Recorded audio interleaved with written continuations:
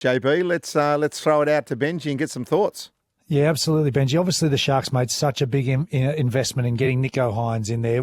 First real opportunity to see him in Sharks colours. It was pretty impressive in terms of his combination work, wasn't it? Yeah, mate. He didn't disappoint. He was the star of the show, really. Like, he playing a different position at Melbourne Storm. He played a lot of fullback. Didn't play a lot of time in the halves, but playing number sevens is really different, and he did a fantastic job. His combination with Britton Nakora on the right edge, setting up a try yesterday, was phenomenal, and to get that first hit out for the team, and he kicked a lot of goals too, so he's going to be a very handy buy, and one of the best buys this season for Cronulla for sure.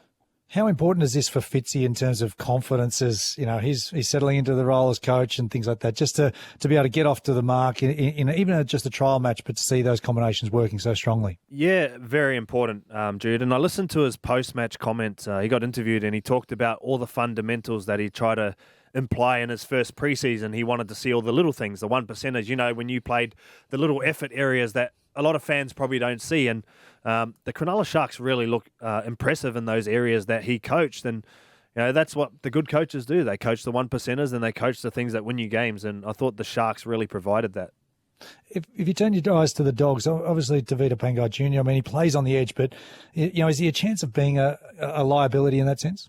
Yeah, well, the thing I like about Tavita is he has this real opportunity to be an enforcer in the side, and you do need an enforcer, but you don't need an enforcer that's going to get sin-binned or sent off every second game. So for Tavita, it's about the balance, right? And there were guys who played the game, Adrian Morley, Victor Radley, Latrell Mitchell. They play with aggression. They play with an attitude that you need them to play with. But for Tavita, he's just got to find that balance because he's more important to the team on the field than off the field. And if he can get that right, he's going to be a massive asset for the Bulldogs. So put yourself now in Trent Barrett's shoes. I guess you're looking at, say, the work of Matt Burton, who was super impressive as well in his first opportunity. Are you lining up having Jake Averillo in there? He's been described as a bit of a makeshift there, or would you look to say a Kyle Flanagan in that sort of half? Well, that's been the conjecture, Jude. There's always been this issue about who's going to play in the halves, and Trent's obviously, you can tell he wants to have Averillo and Burton partnered in the halves. But after watching the game last night, I just think Burton's one of those guys you want to just focus on his running game. You don't want to have to concentrate too much on having to control the team, do most of the kicking. If it was up to me, I'd try and find a halfback who fits that mould. Flanagan probably fits that a bit more. I think Jake Averillo is a great player. Don't get me wrong. Great run of the footy. Preferably a fullback, 5'8" centre. But that's going to be the big worry going forward for the Bulldogs is who plays in the halves. Burton's got such an unbelievable kick out of hand, though. Good.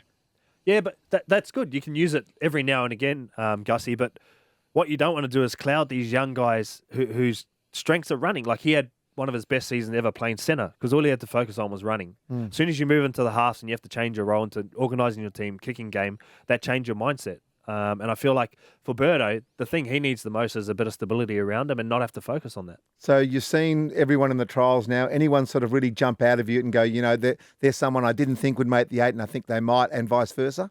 Oh, I definitely think the Dragons, they showed a lot of form and really surprised me.